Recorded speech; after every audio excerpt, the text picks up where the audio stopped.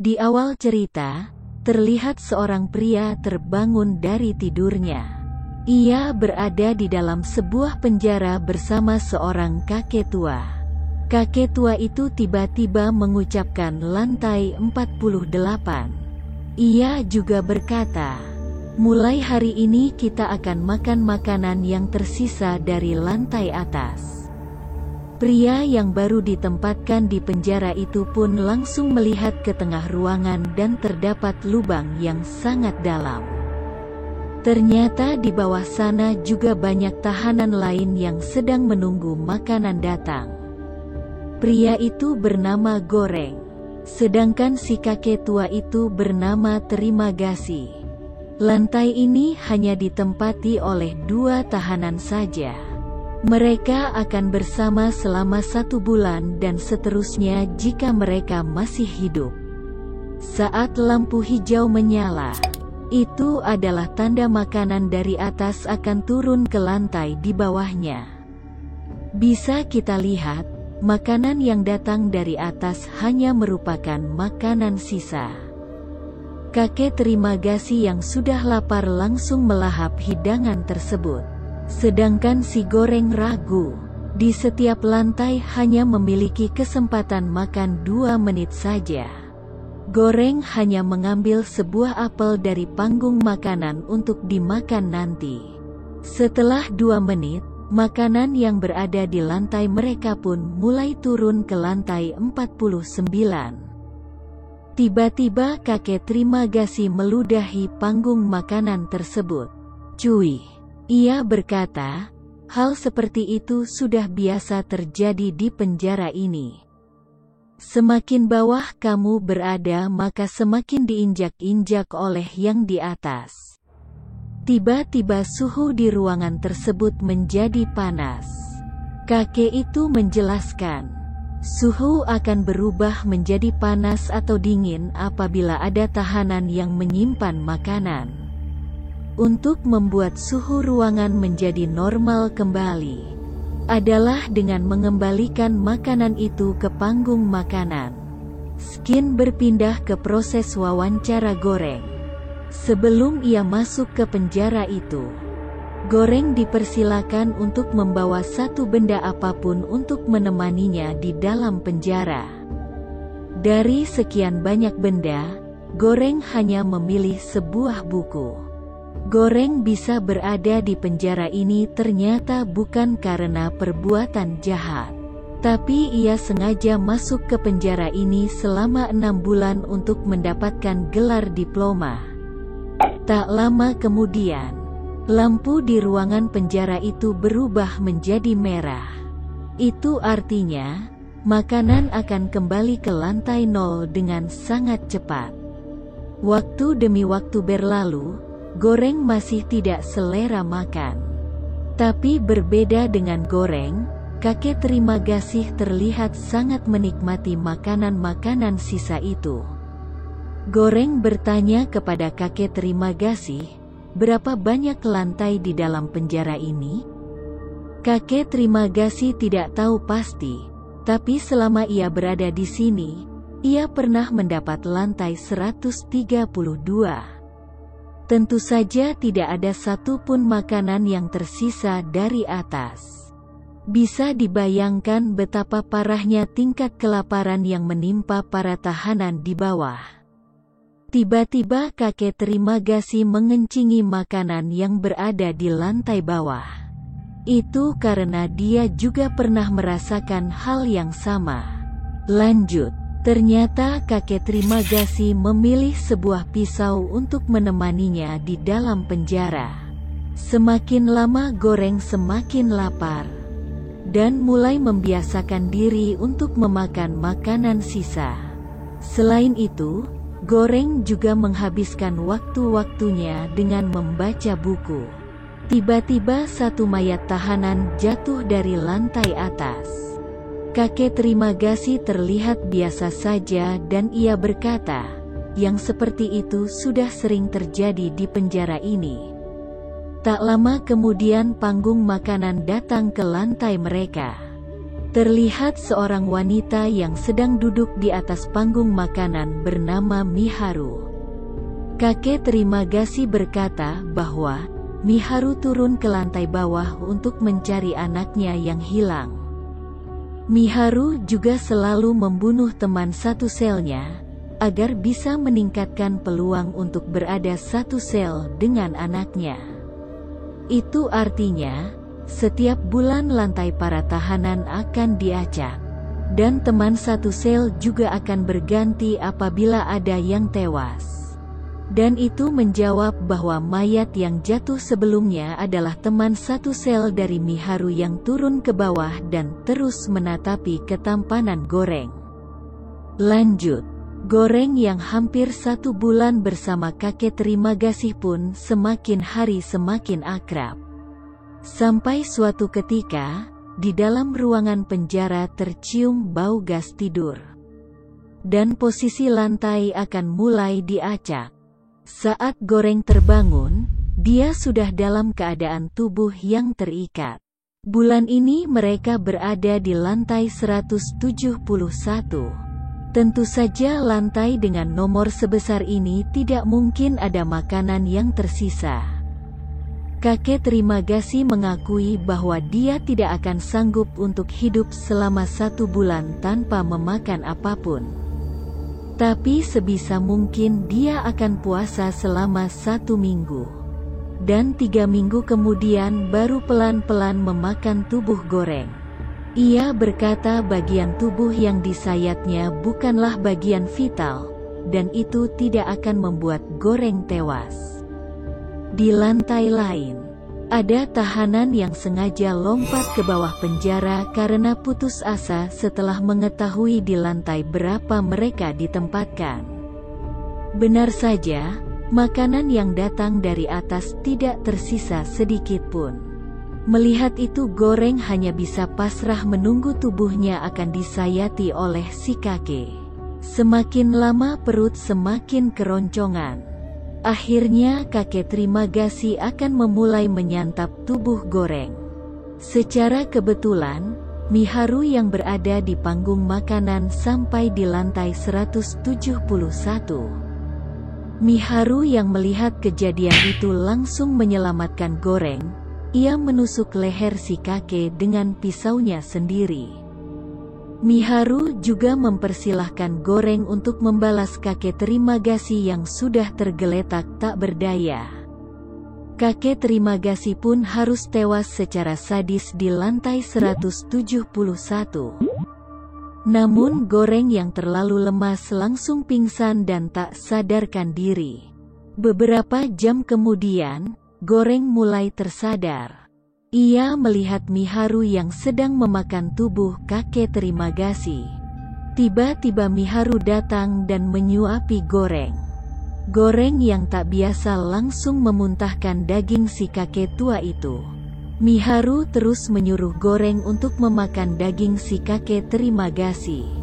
Saat ditanya tentang nama anaknya, Miharu sama sekali tidak menjawab dan langsung turun ke bawah. Selama sebulan di lantai 171 ini, Goreng mau tidak mau harus nyemilin daging kakek Terimagasi walaupun mayatnya sudah mulai membusuk. 1 bulan sudah terlewati, Goreng terbangun dengan lantai yang berbeda. Teman satu selnya kali ini adalah seorang wanita. Ia bernama Imoguri dengan membawa seekor anjing.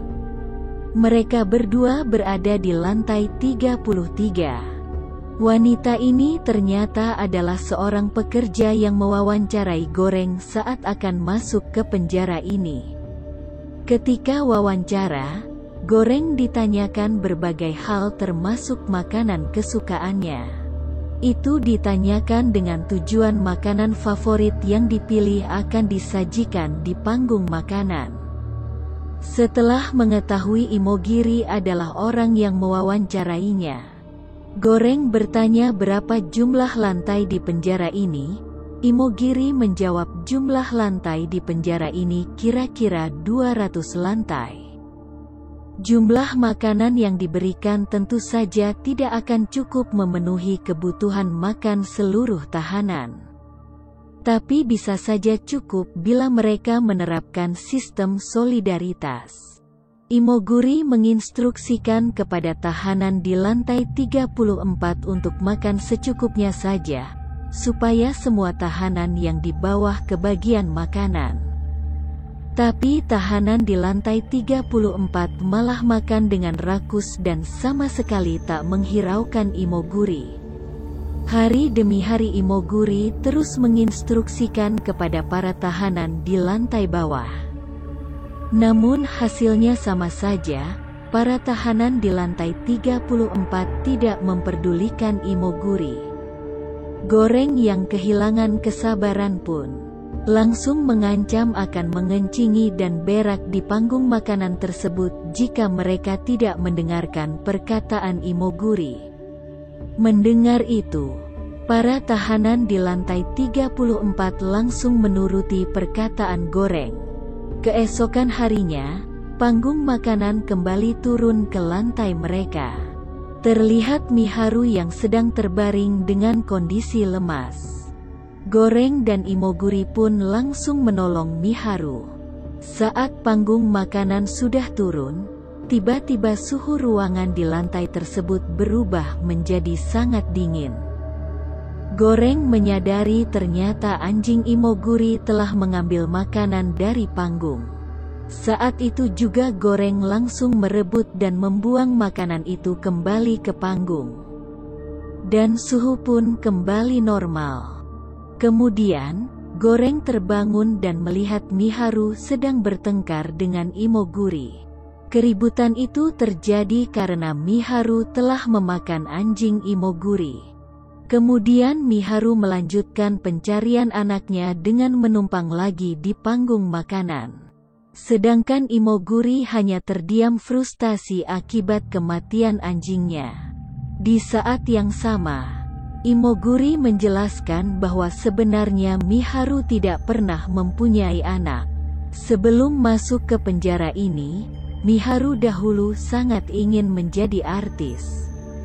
Tapi karena tidak kesampaian, ia menjadi gila dan mencari seorang anak yang ternyata tidak pernah ada. Imoguri juga menjelaskan kenapa dia bisa masuk ke penjara ini. Itu karena dia telah putus asa dengan kanker yang dideritanya selama 3 tahun ini. Ia sengaja datang ke penjara ini untuk membiarkan tubuhnya jadi makanan. Setelah mengatakan itu, Imogiri sama sekali tidak mau makan. Dia hanya berbaring di tempat tidur. Padahal hari ini adalah hari terakhir mereka berdua berada di lantai 33. Hari esok pun tiba. Goreng terbangun di lantai 202. Ia terkejut setelah melihat mayat Imogiri yang sudah menggantung. Seketika itu Goreng menjadi frustasi dan dibayang-bayangi arwah kakek Trimagasi dan juga Imogori. Ia dirayu untuk memakan daging Imogori. Di lantai 202 ini tentu saja makanan yang datang dari atas tidak akan tersisa sedikit pun. Ia mengambil pecahan kaca untuk menghitung berapa kali panggung makanan itu berhenti di setiap lantai di bawahnya, dan kembali ke lantai 0. Dengan tujuan ia ingin mengetahui jumlah seluruh lantai di dalam penjara ini. Karena memang tidak ada satupun orang yang bisa menebak jumlah lantai dengan pasti. Saking tidak ingin memakan daging manusia, Goreng lebih memilih memakan robekan kertas dari buku yang ia bawa, tapi karena bisikan dari arwah kakek Trimagasi, Goreng terpaksa menyayat daging Imogori untuk bertahan hidup. 1 bulan pun terlewati. Goreng kembali terbangun dari tidurnya dan kali ini ditempatkan di lantai nomor 6. Di sini Goreng ternyata ditemani oleh seorang pria bernama Baharat. Baharat adalah seorang pria yang selalu optimis untuk kabur dari penjara ini. Baharat juga memiliki sebuah tali agar ia bisa kabur dengan memanjat ke lantai atas. Ia merayu kedua tahanan yang berada di lantai 5 untuk membantunya naik. Senang karena ia akan ditolong. Ia pun langsung melempar tali yang ia bawa dengan cepat dan berniat meninggalkan Goreng seorang diri. Dengan penuh semangat, Baharat mulai naik menggunakan tali tersebut. Tapi tiba-tiba Baharat diberhentikan di tengah dan sialnya wajahnya malah diberakin oleh tahanan lantai 5. Saat itu juga Baharat langsung mencuci wajahnya dengan air keran sambil ngamuk-ngamuk. Tak lama kemudian panggung makanan tiba di lantai 6.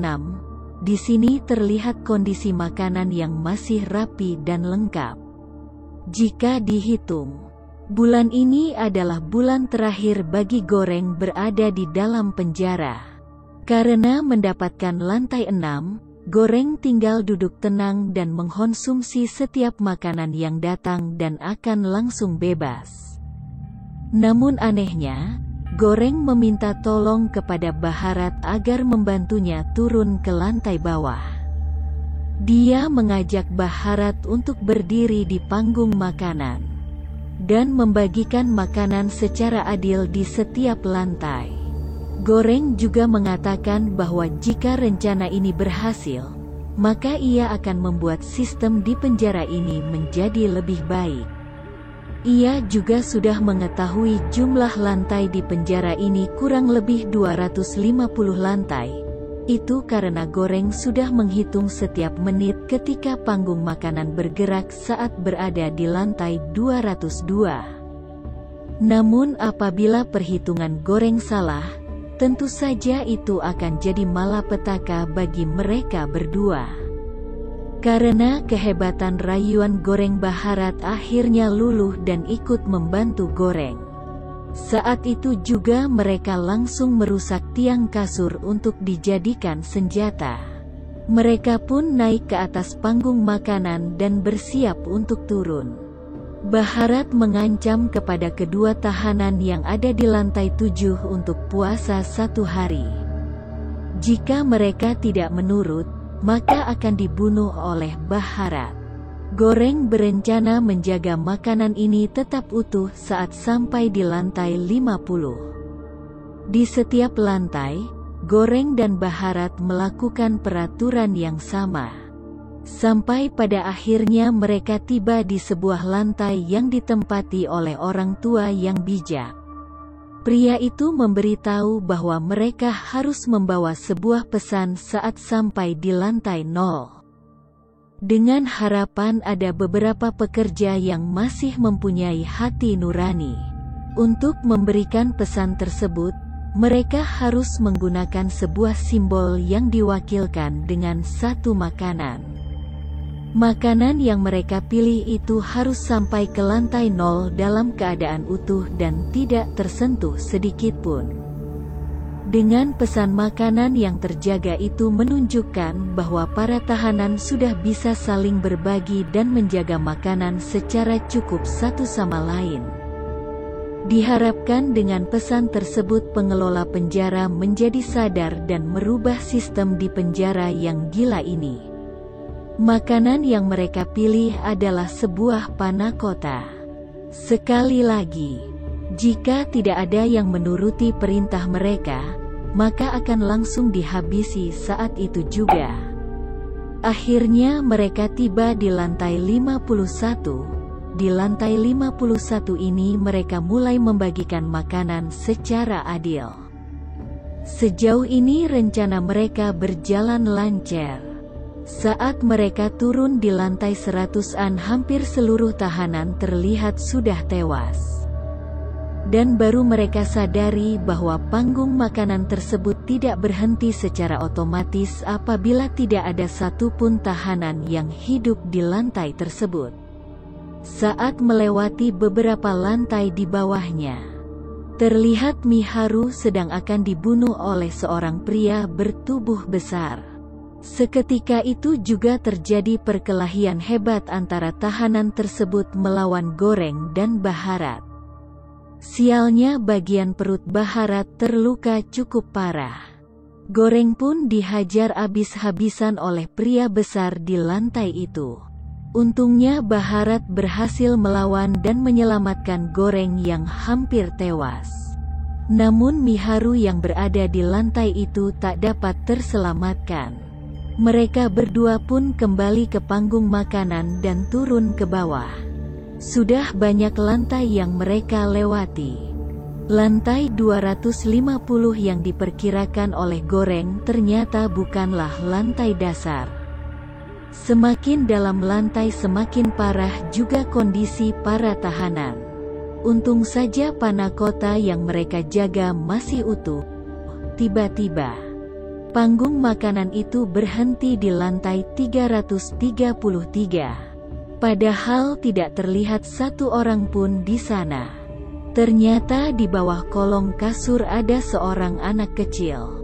Saat mereka mendekati anak tersebut, panggung makanan malah turun ke bawah dan meninggalkan mereka.